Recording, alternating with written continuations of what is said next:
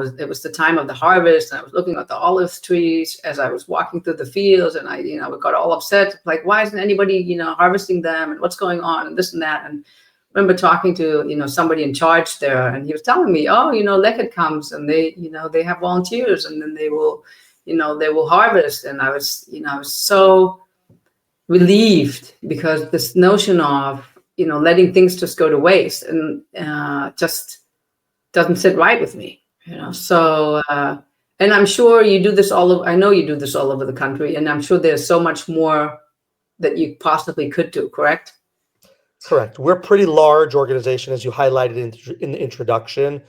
We will probably move this year around 35 million kilos of fruits and vegetables. Oh my That's God. a big number. Wow. 75 million pounds or something like that. That's just fruits and vegetables. That's not cooked food, which is about 15,000 meals every day that we're rescuing from hotels and corporate cafeterias and army bases, etc. Oh, wow. But the waste continues unabated. We just released our 10th annual food waste report, which we do together with the Ministry of the Environment and with BDO, the accounting firm. And it showed that people have gotten a little bit better in their homes.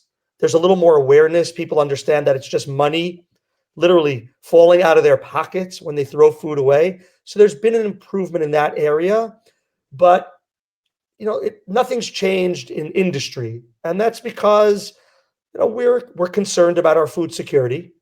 Farmers don't always know when they plant how successful they're going to be, how successful the competition is going to be, what the government's going to allow. Is the government going to allow imports or not allow imports? There's so many variables that are difficult. The weather, war, I can bring up 100 things. And the same goes for the catering world. They live in fear of running out of food.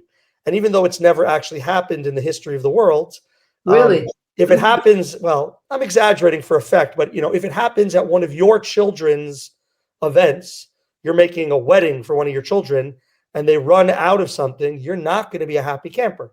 So they would rather produce 10, 20% more than what will likely be needed and not take a chance. And that's where we come in, right? We are just here to take advantage of this anomaly in the system, which is really hard to figure out. There are a lot of businesses around the world also looking for ways to capitalize on it, but it's such a massive issue that there's enough work for the nonprofit sector and the for-profit sector for many years to come.